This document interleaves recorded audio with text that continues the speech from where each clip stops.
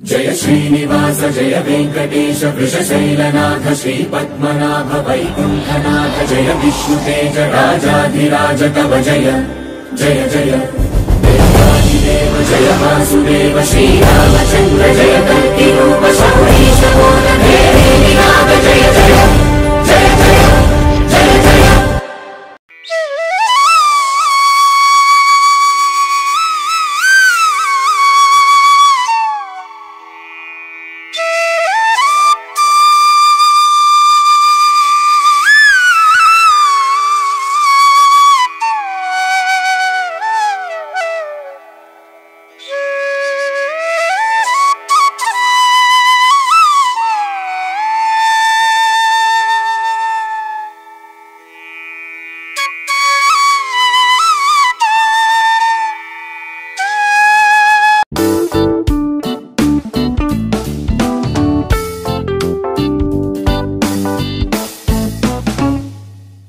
అందరికీ నమస్కారం, నేను మీ హాసిఫ్.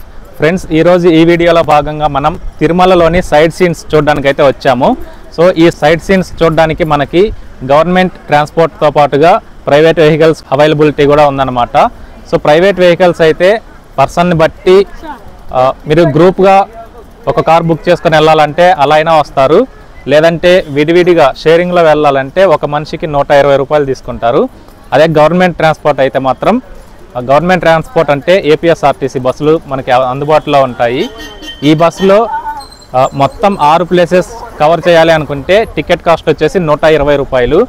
అలానే ఒక రూట్లో ఓన్లీ 4 టెంపుల్స్ మాత్రమే ఉంటాయి, ఎక్సెప్ట్ శిలాతోరణం అండ్ శ్రీవారి పాదాలు. ఇవి 2 తప్ప మిగిలిన 4 అంటే ఆకాశగంగా, వేణుగోపాల స్వామివారి ఆలయం, పాప వినాశనం, జపాలి, ఇవి 4 ఒక రూట్లో ఉంటాయన్నమాట.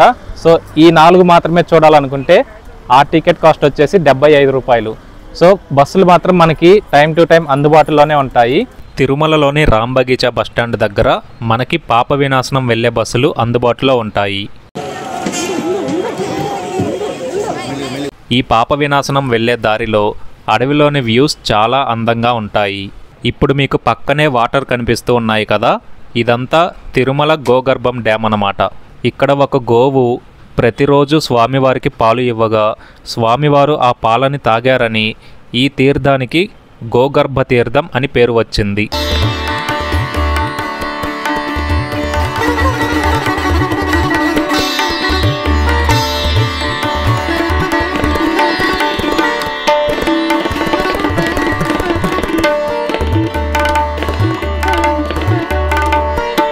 ఇక్కడ ఒక ఆర్చ్ కనిపిస్తుంది కదా, ఇదే ఆకాశగంగ తీర్థం.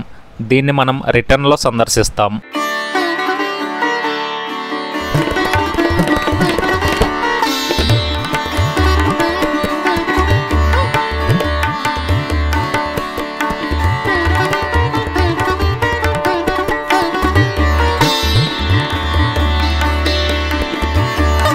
ఇప్పుడు మనం పాప వినాశనం దగ్గరికి చేరుకున్నాం. మీరు చూస్తున్నదంతా పాప వినాశనం దగ్గర ఉన్నటువంటి పార్కింగ్ ఏరియా. ఇదే ఇప్పుడు మనం పాప వినాశనంకి చేరుకున్న బస్. ఇక్కడికి ప్రతి 15 నిమిషాలకి ఒక బస్ వస్తూనే ఉంటుంది. మనం రిటర్న్లో వెళ్ళేటప్పుడు ఏ బస్ అయినా ఎక్కి తిరిగి వెళ్ళొచ్చు, కాకపోతే మనం తీసుకున్న టికెట్ని చూపించాల్సి ఉంటుంది. సో ఇప్పుడు ఈ అన్ని ప్లేసుల్లో భాగంగా మనం పాప వినాశనం దగ్గరికి అయితే చేరుకున్నాము. బస్సు అయితే ఫస్ట్ ఇక్కడికైతే చాపుతారు, మిగిలినవన్నీ రిటర్న్లో చూసుకుంటూ వెళ్ళాలన్నమాట. సో ఇప్పుడు మనం పాప వినాశనం దగ్గరికి వెళ్ళి లోపల ఎలా ఉంటుంది ఏంటని చూద్దాం, పదండి. ఇప్పుడు మీరు చూస్తున్న ఈ షాప్స్ మొత్తం పాప వినాశనానికి వెళ్ళే రూట్లోనే ఉంటాయి. మీరు బస్సులో వచ్చినా లేదంటే ప్రైవేట్ వెహికల్లో వచ్చినా పార్కింగ్ ఏరియా నుంచి పాప వినాశనం చేరుకోవాలంటే 200 మీటర్లు లోపలికి నడవాల్సి ఉంటుంది. చాలామంది యూట్యూబర్స్ మీకు తిరుమలలో ఇన్ని ప్లేసెస్ ఉన్నాయి చూడడానికి అని చూపిస్తారు, కానీ వాటి స్థల పురాణం అవి ఎలా ఉద్భవించాయి అనేది ఎవరు చెప్పరు. కాబట్టి నేను మీకు ఈ వీడియోలో వాటి యొక్క స్థల పురాణం అవన్నీ తెలియపరుస్తాను. పూర్వకాలం సప్త ఋషులు ఇక్కడ తపస్సు చేసి వాళ్ళ తపశ్శక్తిని ఇక్కడ ధారపోశారని శ్రీ వెంకటాచల మహత్యంలో చెప్పబడింది. దాని ఫలితంగా ఇక్కడ స్నానం ఆచరించినట్లయితే 7 జన్మల పాపాలు తొలగిపోతాయని భక్తుల విశ్వాసం. అంతేకాకుండా శ్రీ వెంకటేశ్వర స్వామివారి కళ్యాణ సమయంలో భోజనం ఏర్పాట్లు కూడా ఇక్కడే వండారంట. అంతేకాకుండా ఈ భోజన సమయంలో వంటకి కావలసిన అగ్నిని స్వయంగా అగ్నిదేవుడే ప్రజ్వలింపజేశారు. ఈ పాప వినాశనం తిరుమల క్షేత్రం నుంచి 5 కిలోమీటర్ల దూరంలో ఉంటుంది. ఇప్పుడు మనం వెళ్తూ ఈ దారిలోని వాతావరణాన్ని ఆస్వాదిద్దాం.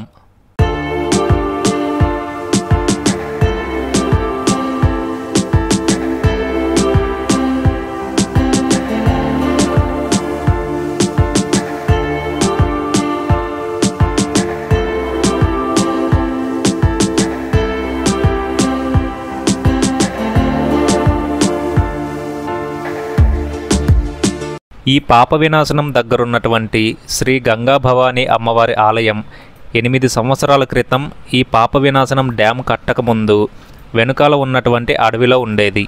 1994లో ఈ పాప వినాశనం డ్యామ్ నిర్మించినప్పుడు బ్యాక్ వాటర్ వల్ల ఆ ఆలయం ముంపుకి గురి కావడంతో తిరుమల తిరుపతి దేవస్థానం వారు ఆ ఆలయాన్ని అక్కడ నుంచి తరలించి ప్రస్తుతం మనం చూస్తున్న ఈ ప్రదేశంలో పునఃప్రతిష్ఠ చేయడం జరిగింది. అక్కడ గోడలాంటి ఒక నిర్మాణం కనిపిస్తుంది కదా, అదే పాప వినాశనం డ్యామ్.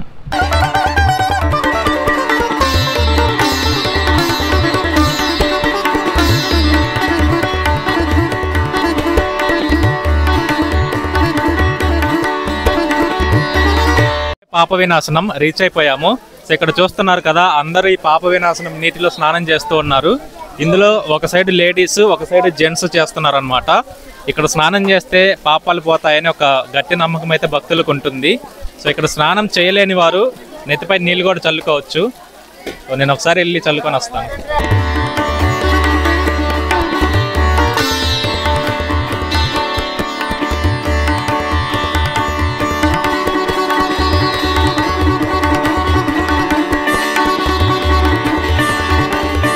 సో ఇక్కడ నీళ్లు చల్లుకున్న తర్వాత కాళ్ళు కడుక్కొని పక్కనే శ్రీ గంగాదేవి అమ్మవారి ఆలయం ఉంటుంది. ఒకసారి దర్శించుకొని మళ్ళీ బస్సులో ఎక్కి నెక్స్ట్ ప్లేస్కి వెళ్ళిపోదాం. ఫ్రెండ్స్, పాప వినాశనం డ్యామ్ దగ్గర కోతులు చాలా ఉంటాయి. మీ చేతుల్లో తినుబండారాలు లాంటివి ఏమైనా ఉంటే అవి తీసుకోవడానికి ప్రయత్నిస్తూ ఉంటాయి. పిల్లలతో వచ్చే వాళ్ళు కొంచెం జాగ్రత్త వహించండి.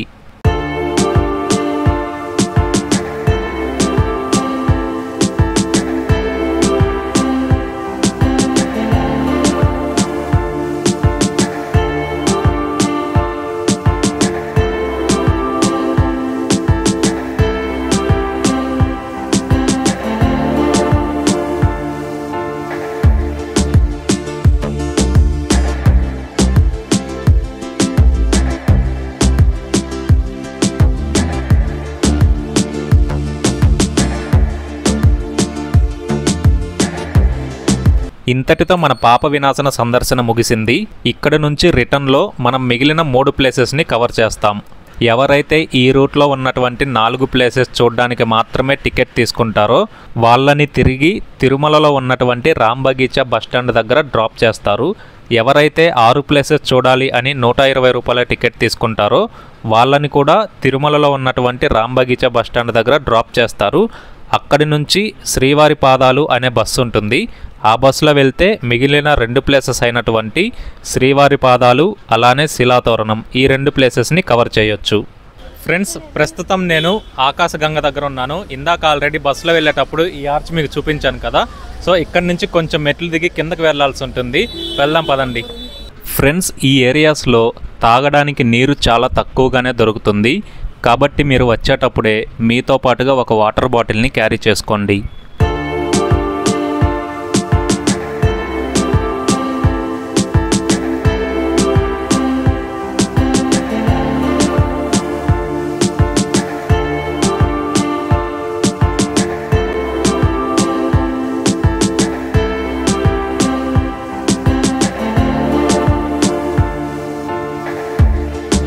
ఫ్రెండ్స్, ఇదే ఆకాశగంగ తీర్థక్షేత్రం.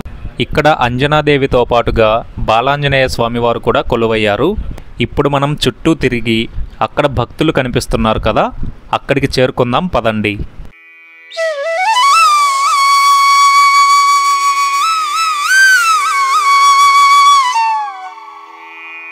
ఒకానొకప్పుడు ఇదొక దట్టమైన అడవి ప్రాంతం. అదీ కాక నీళ్లు కూడా ఉండేవి కాదు. ఆ సమయంలో అంజనాదేవి ఇక్కడ తపస్సు చేయగా ఆంజనేయ స్వామి వాయు రూపంలో ఆమె గర్భాన ఉద్భవించాడు. కాబట్టి ఈ పర్వతానికి అంజనాద్రి అని పేరు వచ్చింది.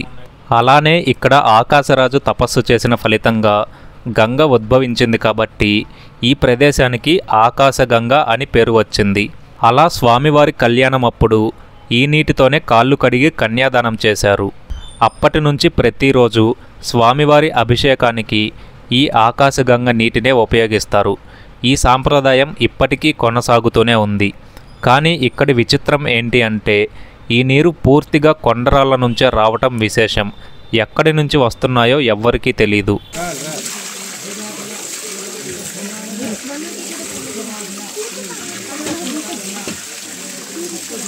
ఇంతటితో మన ఆకాశగంగ సందర్శన ముగిసింది. తర్వాత వెళ్ళబోయే ప్లేస్ జపాలి.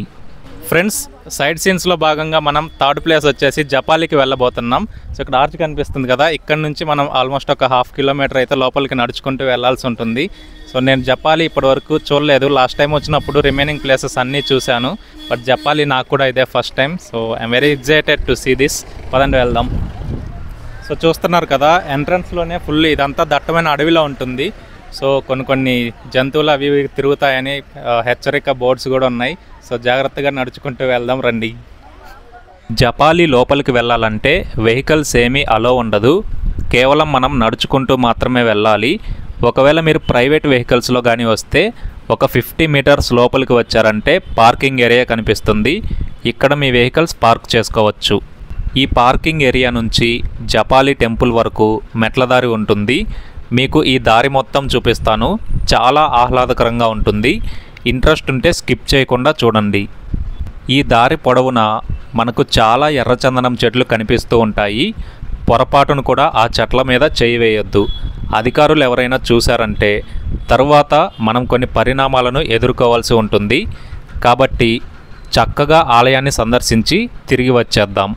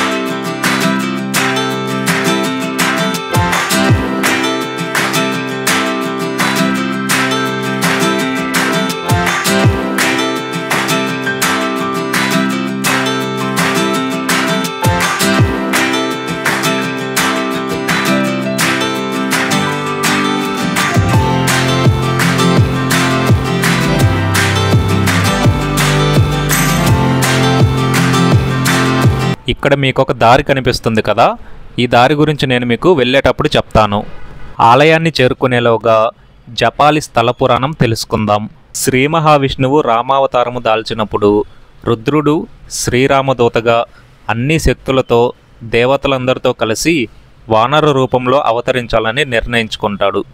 అప్పుడు జావాలి అనే మహర్షి హనుమంతుని అవతారానికి ముందే ఆ రూపాన్ని ప్రసన్నం చేసుకోవడానికి ఎన్నో ప్రదేశాలలో తపస్సు చేసుకుంటూ చివరికి శ్రీ వెంకటాచలం పైన జపం హోమం చేశారు.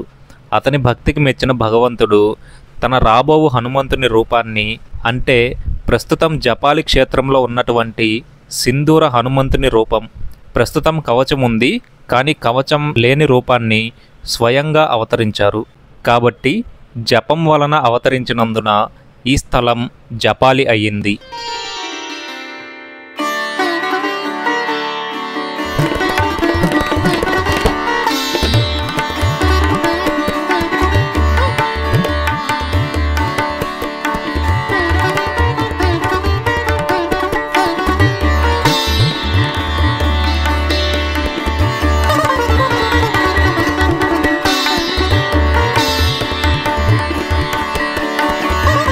జపాలి ఆలయంలోకి వెళ్ళడానికి టికెట్ తీసుకోవాల్సి ఉంటుంది. ఈ టికెట్ ధర 5 రూపాయలు. జపాలి క్షేత్రంలో ఆకర్షణీయంగా కనిపించే మరో విశేషం ఏమిటంటే ఇప్పుడు మీరు స్క్రీన్పై చూస్తున్నటువంటి ఈ ఉడత. దీన్ని ఇంగ్లీష్లో మలబార్ జైంట్ స్క్వెరల్ అంటారు. భక్తులు ఇచ్చేటటువంటి కొబ్బరి ముక్కలు తీసుకుంటూ చెట్టుపైన సందడి చేస్తూ తిరుగుతూ చాలా కనువిందుగా ఉంటుంది.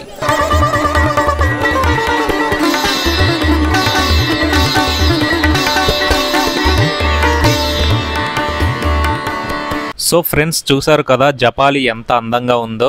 తిరుమల వచ్చే భక్తులందరూ కూడా ఖచ్చితంగా విజిట్ చేయవలసిన బ్యూటిఫుల్ ప్లేస్ అన్నమాట ఇది.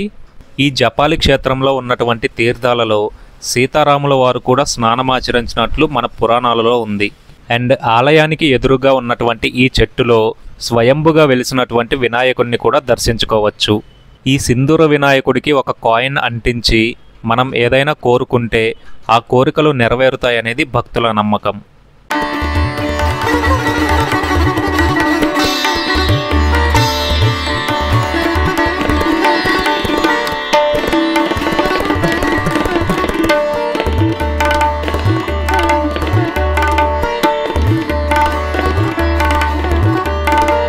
ఇంతటితో మన జపాలి సందర్శన ముగిసింది. ఇప్పుడు ఇందాక మీకు ఒక దారి గురించి చెప్తాను అని చెప్పాను కదా. ఈ దారి జపాలి ఆలయం నుంచి జపాలి కార్ పార్కింగ్ వరకు ఉంటుంది. ఆలయానికి సంబంధించిన పనుల నిమిత్తం ఇక్కడ మార్గం ఏర్పాటు చేయడం జరిగింది. కానీ చాలామంది భక్తులు 2 వీలర్స్ పైన ఈ దారిలో కార్ పార్కింగ్ నుంచి జపాలి వరకు చేరుకుంటున్నారు. ఒకవేళ మీరు కూడా 2 వీలర్లో వచ్చినట్లయితే ఈ మెట్లన్నీ ఎక్కకుండా ఈ దారిలో డైరెక్ట్గా జపాలి వరకు వెళ్ళొచ్చు. కానీ ఈ దారి చాలా నిర్మానుష్యంగా ఉంటుంది. ఒక్కరే అయితే వెళ్ళొద్దు, కొంచెం గుంపులుగా వెళ్ళండి. ఫ్రెండ్స్, ప్రస్తుతం టైం 4:30 అయ్యింది. ఇంకొక అరగంటలో శ్రీవారి ఆర్జిత సేవకు సంబంధించినటువంటి ఈడిప్ రిజిస్ట్రేషన్స్ అయిపోతాయి. అందువల్ల నేను వేణుగోపాల స్వామి వారి ఆలయాన్ని స్కిప్ చేసి ఈడిప్ రిజిస్టర్ చేయించుకోవడానికి వెళ్తున్నాను. ఈ ఆలయాన్ని గతంలో నేను ఒకసారి సందర్శించాను, కానీ ప్రస్తుతం ఈడిప్ కోసం స్కిప్ చేస్తున్నాను. నెక్స్ట్ టైం నేను తిరుమల వచ్చినప్పుడు వేణుగోపాల స్వామి వారి ఆలయం మీకు ఖచ్చితంగా చూపిస్తాను. ఫ్రెండ్స్, ఇప్పుడే నేను ఆర్జిత సేవకు సంబంధించిన ఈడిప్ రిజిస్ట్రేషన్ చేయించుకున్నాను. సో ఈడిప్ రిజిస్ట్రేషన్ గురించి మీకు ముందు ఒక వీడియోలో ఆల్రెడీ చెప్పాను. ఆ వీడియో ఎవరైనా చూడకపోయి ఉంటే చూడని వాళ్ళ కోసం ఇప్పుడు మళ్ళీ చెప్తాను. సో ఆర్జిత సేవ అంటే స్వామివారికి సంబంధించిన కొన్ని సేవలు ఉంటాయన్నమాట. వాటిలో సుప్రభాతం, అర్చన, తోమాల సేవ, అష్టదళ పాదపద్మారాధన ఇలాంటి కొన్ని సేవలు ఉంటాయి. సో ఈ సేవల్లో మనకు కానీ ఈ లక్కీ డిప్ రిజిస్ట్రేషన్ తగిలిందంటే మాత్రం స్వామివారిని చాలా దగ్గర నుంచి దర్శించుకునే అదృష్టం ఉంటుందన్నమాట. సో ఇలాంటి అదృష్టం ఎన్ని డబ్బులు పెట్టినా రావు. పూర్తిగా ఫ్రీ ఆఫ్ కాస్ట్, ₹1 కూడా పే చేయాల్సిన అవసరం లేదు. ఒకవేళ మీకు ఈ లక్కీ డిప్ రిజిస్ట్రేషన్ తగిలితే మాత్రమే దీనికి సంబంధించిన అమౌంట్ అనేది మీరు తర్వాత పే చేయాల్సి ఉంటుంది. ఈ రిజిస్ట్రేషన్స్ ఎక్కడ జరుగుతాయంటే సిఆర్ఓ ఆఫీస్లో ఆర్జిత సేవ డిప్ కౌంటర్స్ అని ఉంటాయి. అక్కడికి వెళ్ళి మీ ఒరిజినల్ ఆధార్ కార్డు ఇచ్చి మీ మొబైల్ నంబర్ ఇచ్చి రిజిస్టర్ చేసుకోవచ్చు. ఫ్రెండ్స్, ఇప్పుడు మనం శ్రీవారి పాదాలు మరియు శిలాతోరణం చూడడానికి వెళ్తున్నాము. సో మీకు ఇందాక చెప్పాను కదా, సేమ్ టికెట్తో రాంబగీచా బస్టాండ్ దగ్గర ఉన్నటువంటి శ్రీవారి పాదాలు బస్సు ఎక్కితే మనల్ని ఈ 2 ప్లేసెస్కి తీసుకెళ్తారు. శ్రీవారి పాదాల దగ్గరికి చేరుకున్నాం. రిటర్న్లో వెళ్ళేటప్పుడు శిలాతోరణాన్ని సందర్శిద్దాం. సాయంత్రం 6 గంటల తర్వాత ఈ ప్లేస్కి ఇంకెవరిని అలో చేయరు. సో క్లోజింగ్ టైం అయినందువల్ల జనాలు చాలా తక్కువ మంది ఉన్నారన్నమాట.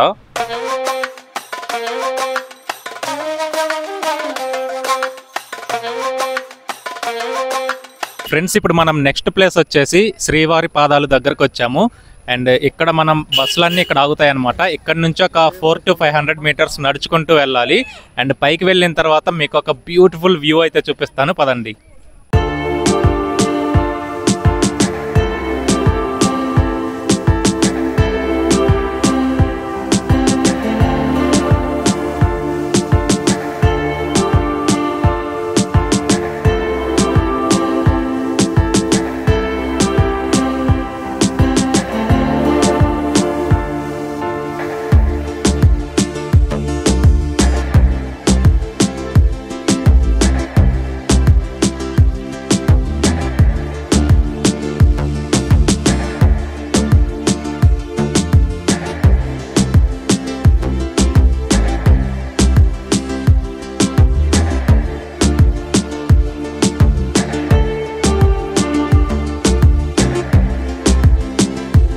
శ్రీవారి పాదాలు నారాయణగిరిలోని అత్యంత ఎత్తైన ప్రదేశంలో ఉన్నాయి.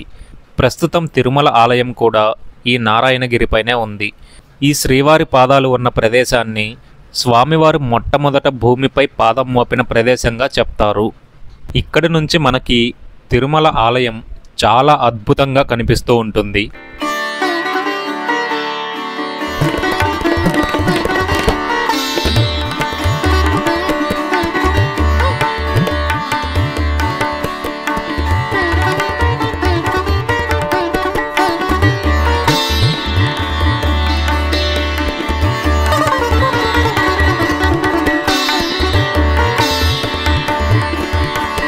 ఇంతటితో మన శ్రీవారి పాదాలు సందర్శన ముగిసింది. ఇప్పుడు శిలాతోరణం దగ్గరికి వెళ్దాం పదండి. ఇదే శిలాతోరణం పార్కింగ్ అండ్ ఎంట్రన్స్. ఇక్కడి నుంచి ఒక 50 మీటర్లు ముందుకు నడుచుకుంటూ వెళ్ళాలి.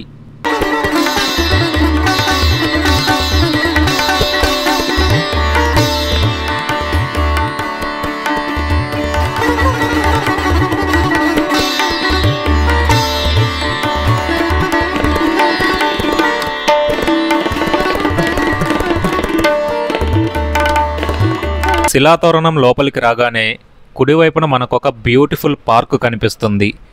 ఈ పార్కుని గాడ్స్ థీమ్తో రూపొందించారు.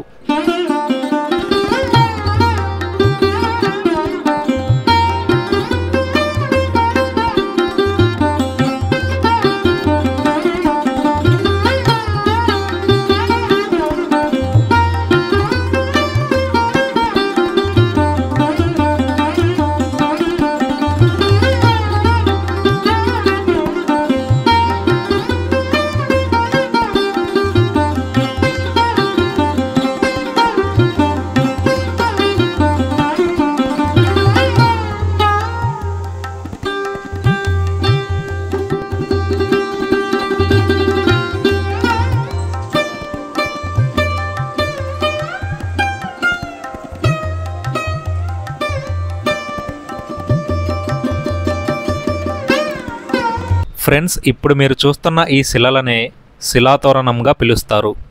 ఇలాంటి అపూర్వమైన సహజ శిలాతోరణాలు ప్రపంచంలో 3 మాత్రమే ఉన్నాయి. వాటిలో ఇదొకటి. ఈ తోరణం 250 సంవత్సరాల పురాతనమైందని భూగర్భ శాస్త్రజ్ఞులు అంచనా వేశారు. అంతేకాకుండా ఈ తోరణం ద్వారానే శ్రీ వెంకటేశ్వర స్వామివారు స్వయంభుగా అవతరించి ఇక్కడికి 1 కిలోమీటర్ దూరంలో ఉన్నటువంటి ప్రస్తుతం స్వామివారి ఆలయం ఉన్న ప్రదేశంలో నివాసం ఏర్పరచుకున్నారని భక్తుల నమ్మకం. ఈ శిలాతోరణం నుంచి 100 మీటర్లు నడుచుకుంటూ వెళ్తే చక్రతీర్థం ఉంటుంది. చీకటి పడే సమయం అయినందువల్ల సరిగ్గా కనిపించడం లేదని నేను వీడియో తీయలేదు. మీరు వచ్చినప్పుడు ఖచ్చితంగా సందర్శించండి. ఇంతటితో తిరుమలలోని సైట్ సీన్స్ కంప్లీట్ చేసుకొని రాత్రి 9 గంటల సమయానికి స్వామివారి దర్శనం చేసుకున్నాను. ఫ్రెండ్స్, ఈ వీడియో మీకు నచ్చినట్లయితే లైక్ చేసి తప్పకుండా మన ఛానల్ని సబ్స్క్రైబ్ చేసి పక్కనే ఉన్న బెల్ ఐకాన్ని ప్రెస్ చేయండి. దీని ద్వారా నేను ఏ వీడియో పోస్ట్ చేసినా మిస్ అవ్వకుండా ఉంటారు.